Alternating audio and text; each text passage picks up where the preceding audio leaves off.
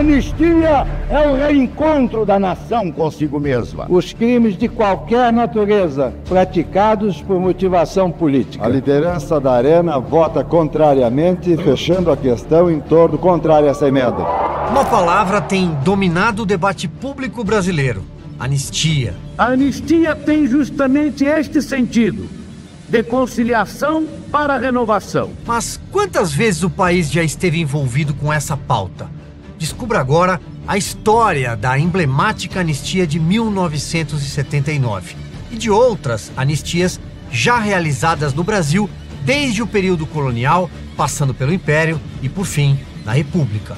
Conheça os crimes cometidos e os nomes daqueles que já receberam o benefício da anistia e que hoje são figuras muito presentes na política e na elite artística nacional.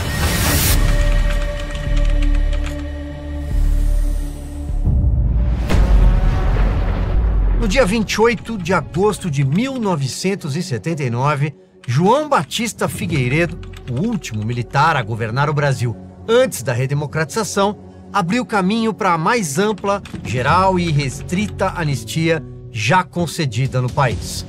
O presidente Figueiredo assinou a Lei 6.683, que diz logo no seu primeiro artigo: é concedida a anistia a todos quantos, no período compreendido entre 2 de setembro de 1961 e 15 de agosto de 1979, cometeram crimes políticos ou conexo com estes, crimes eleitorais, aos que tiveram seus direitos políticos suspensos e aos servidores da administração direta e indireta de fundações vinculadas ao poder público, aos servidores dos poderes legislativo e judiciário, aos militares e aos dirigentes e representantes sindicais punidos com fundamento em atos institucionais e complementares. A anistia de 1979 pode ser considerada o início da abertura política e da pacificação nacional depois de um longo período de violência. O ambiente de caos era promovido pelos vários setores da ideologia da esquerda, os marxistas, trotskistas, terroristas e demais sufixos, além, é claro, dos excessos praticados pelos próprios militares. Era hora de parar com cartas-bombas explodindo na Ordem dos Advogados do Brasil, a OAB, em gabinetes, hotéis, na quadra da Escola de Samba Acadêmicos do Salgueiro, no Rio de Janeiro, e em bancas de jornais.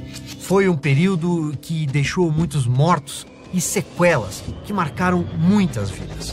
Era hora de passar uma borracha, era hora do desfecho, era hora de perdoar para pacificar o país. O artigo 1º da lei concedeu o perdão a todos. Leia-se novamente todos. É importante destacar a palavra todos, porque essas 5 letras marcariam a história do Brasil. Todos, como diz textualmente o artigo, dos que cometeram crimes políticos ou conexos, crimes eleitorais, aos que tiveram direitos políticos suspensos, aos militares e aos dirigentes sindicais e por aí vai. Um mês antes de entrar para a história, para que não restasse nenhuma dúvida do passo tomado rumo à pacificação do país, o presidente Figueiredo fez questão de frisar em uma carta enviada ao Congresso Nacional e assinada de próprio punho, abre aspas: este, senhores congressistas, um projeto de anistia que envio à consideração de vossas excelências na convicção de que pratica um ato significativo e profundo, o ato histórico de anistia, com a mesma serena confiança com que, na informalidade da vida cotidiana, estendo a mão a todos os brasileiros. Brasília, em 27 de junho de 1979, fecha aspas. E foram todos mesmo, inclusive os que estavam exilados fora do país. Não existe uma lista definitiva com todos os nomes dos que foram perdoados pela anistia, justamente pela envergadura da lei. O documento mais próximo do número real, de janeiro de 2019, tem 915 páginas, é um banco de dados da Comissão Nacional de Anistia, uma comissão criada em 2002 sob o guarda-chuva do Ministério dos Direitos Humanos. A planilha foi elaborada a partir de 39.960 requerimentos deferidos, ou seja, já atendidos. Mas o número total de pedidos é muito maior, 80.000 357. Antes de trazer mais detalhes sobre a anistia de 1979, vamos entender a origem dessa prática e lembrar outros momentos de nossa história em que a anistia foi aplicada. Quando buscamos as origens históricas, é curioso observar que a mesma raiz grega que deu origem à palavra amnésia também é a origem da palavra anistia. Tanto amnistia quanto amnésia vem da raiz grega mnime, que significa memória. Amnistia, em sua origem, significava literalmente esquecimento. Só que, enquanto amnésia é uma falha de memória, muitas vezes involuntária e dolorosa, a anistia é uma escolha, um ato voluntário, decidida por razões maiores e justamente para evitar mais dor. Na Grécia Antiga, o conceito já existia como forma de restaurar a paz depois de guerras civis. O perdão, em nome da reconciliação, uma forma de saída para a pacificação social.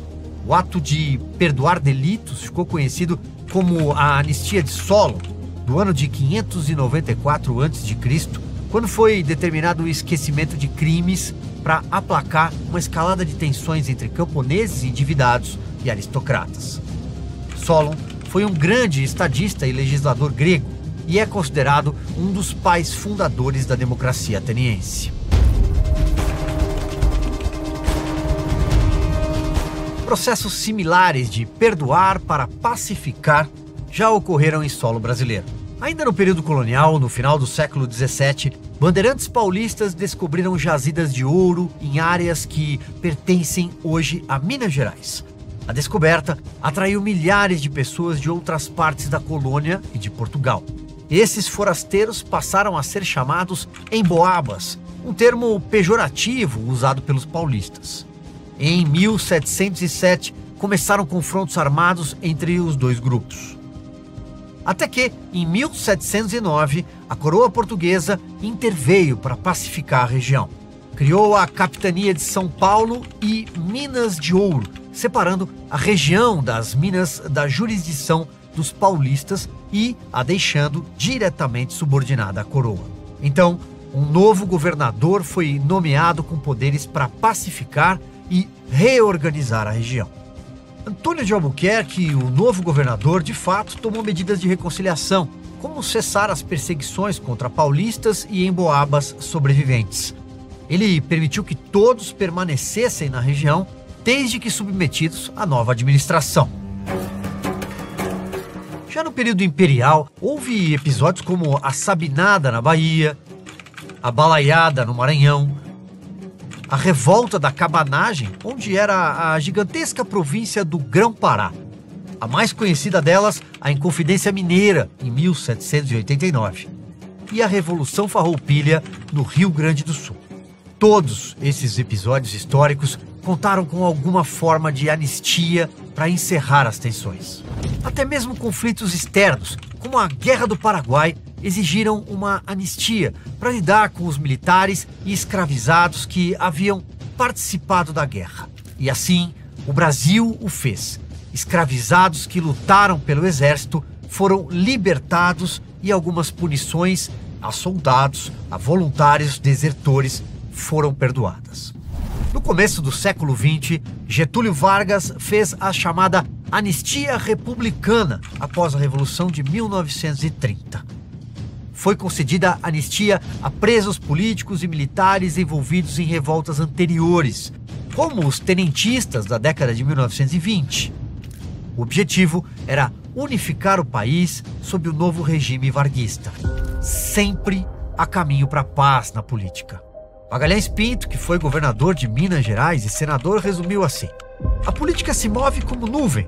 Você olha, está de um jeito. Você olha de novo, já mudou. Aliás, após o fim do Estado Novo, houve a anistia de 1945, concedida a presos políticos, exilados e militares punidos durante o regime autoritário, para ser possível a reabertura democrática e a convocação de eleições, encerrando o ciclo autoritário. Quando Getúlio Vargas assinou o decreto, em 18 de abril de 1945, beneficiou 563 pessoas. Todos estavam presos pelo Estado Novo. Está gostando desse conteúdo? Então conheça o streaming da Brasil Paralelo. Lá você encontra produções originais completas, filmes selecionados com análises e mais de 90 cursos exclusivos. Tudo feito de forma independente, sem dinheiro público. Toque no link e torne-se membro da Brasil Paralelo hoje mesmo. Alguns nomes desses anistiados são bem conhecidos e lembrados com frequência por militantes da esquerda. Por exemplo, Luiz Carlos Prestes era o secretário-geral do Partido Comunista Brasileiro. João Mangabeira, o escritor Jorge Amado, Aparício Torelli, o Barão de Tararé, e o guerrilheiro Carlos Marighella, líder da ALN, a Ação Libertadora Nacional. A trajetória de Marighella vai se misturar com a própria lei de 1979. A vida dele já foi tratada em livro, em filme e também num episódio do programa Face Oculta da Brasil Paralelo. Seu grupo armado foi responsável por mortes de militares, sequestros e assaltos por anos. Marighella era um criminoso profissional quando morreu em 1969, mesmo ano em que a ALN ajudou a sequestrar o embaixador dos Estados Unidos, Charles Burke Elbrick, que passou dias num cativeiro no bairro de Botafogo, no Rio de Janeiro. For the purpose of obtaining the release of the 15 prisoners that were sent to Mexico, while at the same time trying to embarrass the Brazilian government and the United States government. Foram 4 sequestros de diplomatas naqueles anos. Em troca, a ALN e os seus comparsas marxistas do MR8, o Movimento Revolucionário 8 de Outubro, pediam a libertação dos companheiros de esquerda da prisão. Para relembrar a cena, o jornal O Globo narrou assim, abre aspas, 12 homens dentro de carros ou a pé estavam distribuídos perto do Largo dos Leões, onde os bairros de Humaitá e Botafogo se encontram na zona sul do Rio de Janeiro.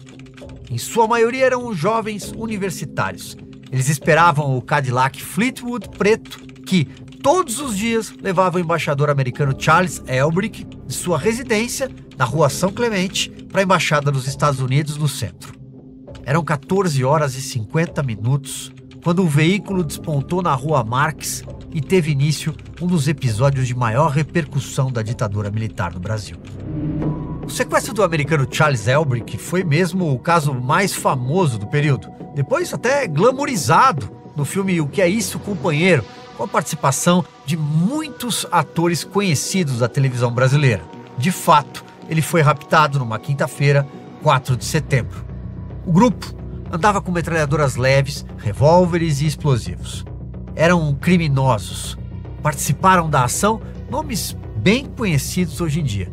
Fernando Gabeira, Franklin Martins, que foi ministro da República décadas depois, Cid Benjamin, que pilotou o Fusca Azul no dia do sequestro, e Paulo de Tarso Venceslau. Gabeira foi deputado, quase prefeito do Rio de Janeiro e agora é comentarista político da Globo News. Foi ele quem arrumou o esconderijo onde o embaixador ficou preso por 3 dias em Botafogo, ferido por uma coronhada na cabeça. Até hoje, Gabeira não pode pisar nos Estados Unidos. Mas todos foram anistiados. O grupo guerrilheiro exigia que um manifesto redigido por Franklin Martins fosse lido em cadeia nacional de rádio e TV e publicado em jornais em plena tensão do regime militar. E, claro, queriam a soltura de 15 companheiros presos. Logo depois, esses companheiros foram colocados na aeronave militar matrícula Hércules 56 rumo ao México.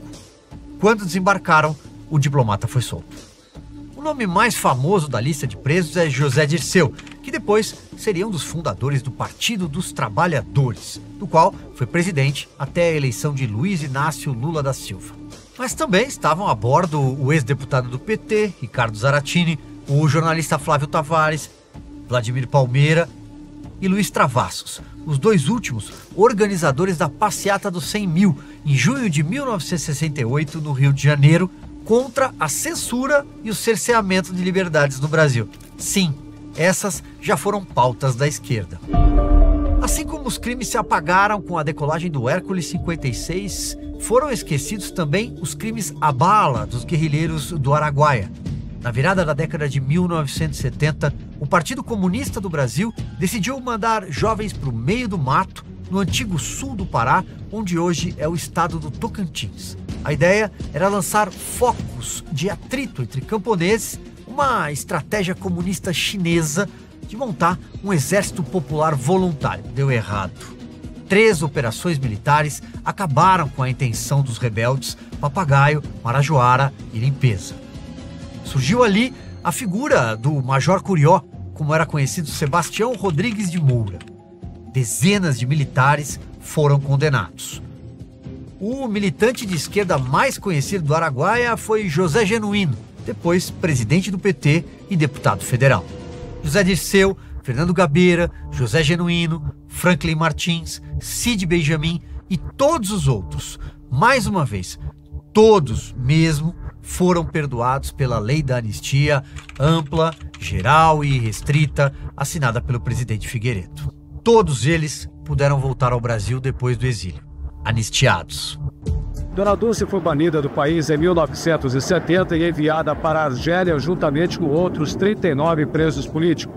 Durante o banimento, ela viveu com o marido em vários países europeus e nos últimos anos morava em Guiné-Bissau. No dia 31 de agosto de 1979, o Jornal Nacional exibiu ao vivo a chegada dos primeiros exilados ao país. A primeira da fila foi Dulce Maria. Ela era produtora cultural de obras de Chico Buarque e Zé Celso Martinez do Teatro Oficina. A primeira repatriada pela anistia, atuou na guerrilha armada pesada. Aprendeu a atirar com uma metralhadora leve com Carlos Lamarca. Era da VPR, Vanguarda Popular Revolucionária, o grupo de Dilma Havana Rousseff, que na época era mais conhecida por ajudar no roubo de 2 milhões de dólares que estavam no cofre do governador de São Paulo, Adhemar de Barros, crime que já foi tema de um episódio do programa Investigação Paralela, disponível na plataforma de assinantes da BP. Quando os papéis do Wikileaks surgiram, o Brasil teve acesso ao que a diplomacia americana sabia sobre Dilma. Ela organizou 3 assaltos a bancos e foi anistiada. E, anos depois, virou presidente do Brasil. Zamaia é a primeira pessoa banida do país que retorna após a aprovação do projeto da anistia. Vitório Sorotil voltou com a mulher que é chilena depois de 8 anos fora do Brasil. Junto com o time do Flamengo vieram 2 exilados beneficiados pela anistia. Em São Paulo existem 12 presos políticos. 7 foram beneficiados com a lei de anistia que está publicada hoje no Diário Oficial. Cada auditoria militar para a soltura dos presos políticos. Jornal Nacional, São Paulo. A cobertura da TV Globo se estendeu nos dias seguintes. Em 1º de setembro de 1979, quando o grupo de repatriados se misturou à delegação do Flamengo, que acabara de conquistar o Campeonato Carioca de Futebol, o repórter Paulo Alceu entrevistou Fernando Gabeira. Depois de 9 anos no exílio, e agora?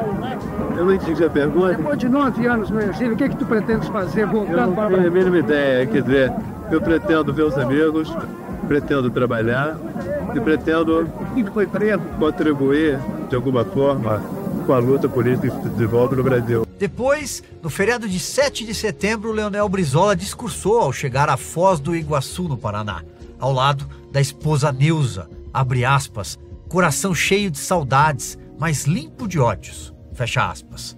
Permitam-me que vos afirme que para este reencontro venho deste nosso longo exílio, com minha mulher e companheira de todas as horas, e aqui chegamos, com o coração cheio de saudades, mas limpo de ódios. No dia 15 de setembro, retornaram políticos importantes na época. Miguel Arraes, Darcy Ribeiro e Márcio Moreira Alves, autor do histórico discurso para salvar o seu mandato na Câmara, que irritou militares e culminou no ato institucional número 5. No dia 16 de setembro de 1979, Arraes recolocou o pé em sua terra natal ao chegar ao Aeroclube de Pernambuco, com cobertura do programa dominical de maior audiência no país naquela época, o Fantástico. A Rede Globo, acusada até hoje de ter apoiado a ditadura, também apoiou a anistia.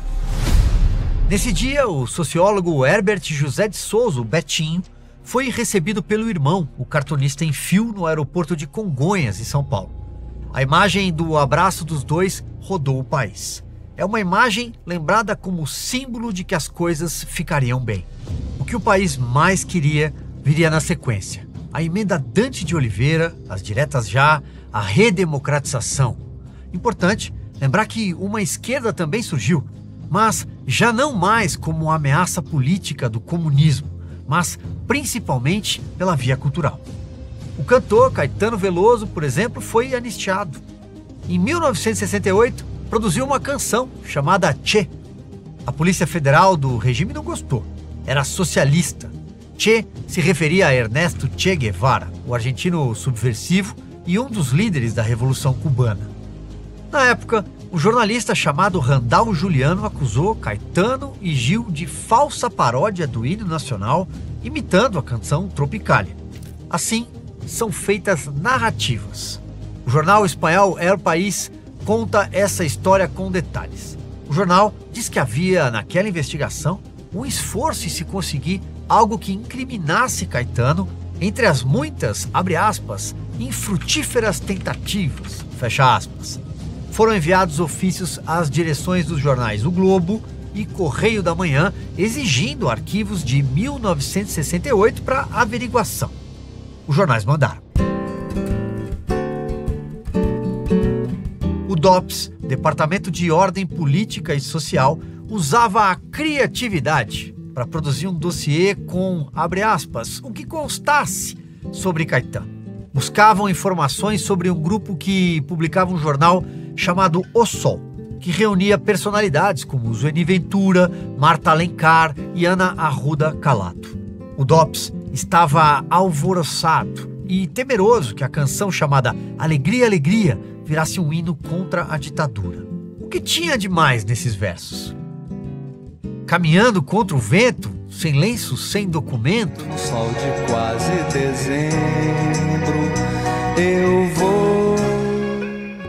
O relatório contra Caetano, conforme documentado pelo DOPS, contudo, é firme na sua conclusão, abre aspas. Com este nome, Caetano Emanuel Viana Teles Veloso, nada consta.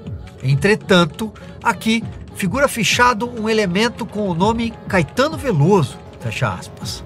Com essa espécie de certidão positiva, Caetano foi preso junto com Gilberto Gil por 54 dias, depois soltos, numa quarta-feira de cinzas em 1969. Saíram do país 4 meses depois. Todos foram anistiados em 1979, inclusive mais de 4.500 integrantes das Forças Armadas acusados de excessos e crimes de tortura.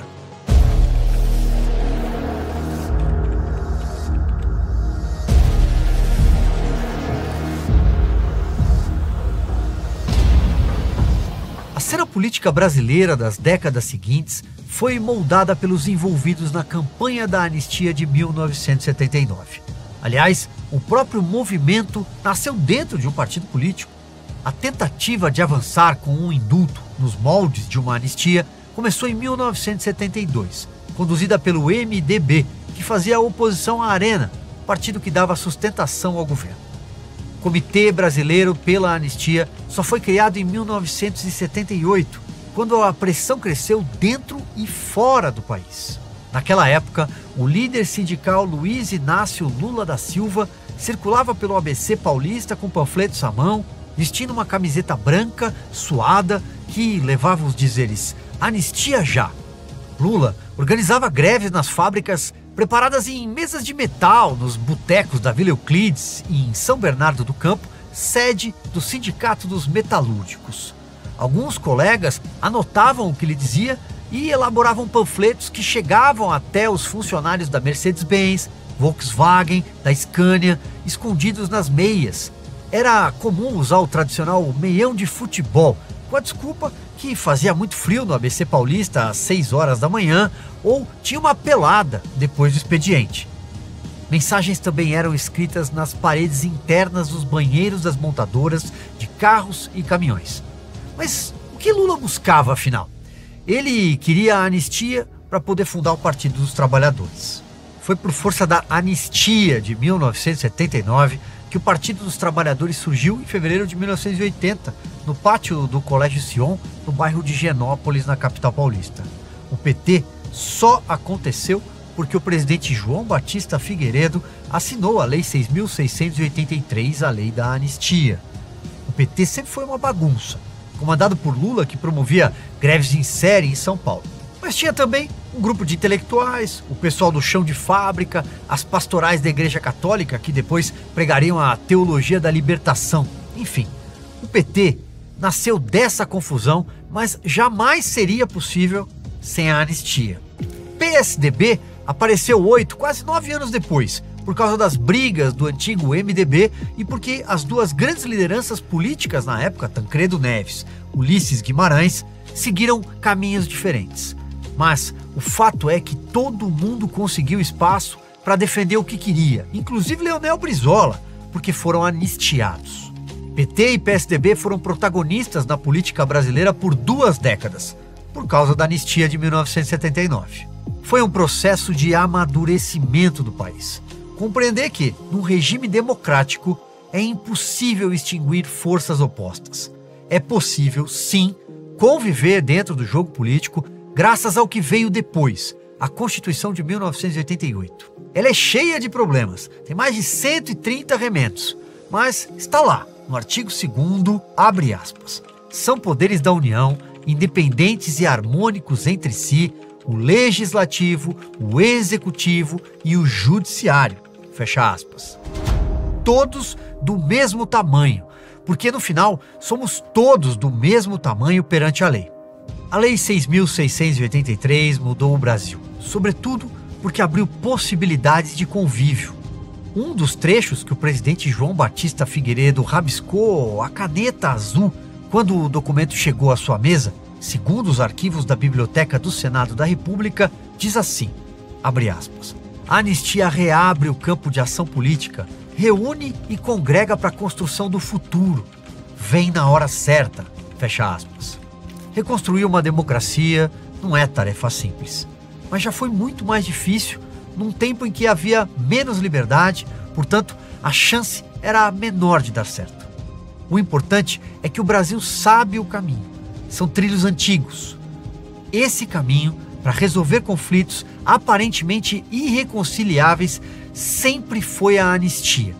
Perdoar para pacificar e assim recomeçar.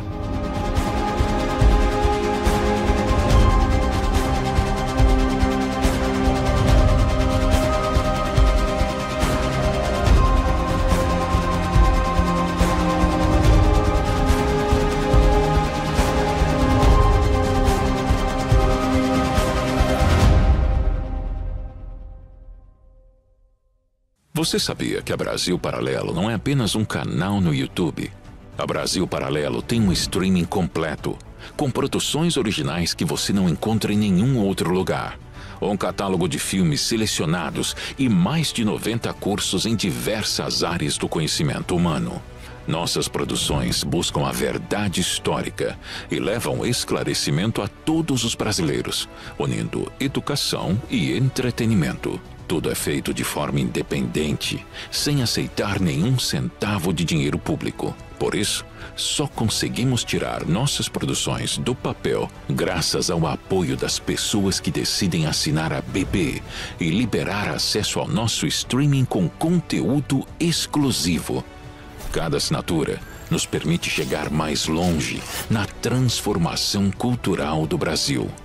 Toque no link deste vídeo e junte-se a nós. Seja um membro da Brasil Paralelo hoje mesmo.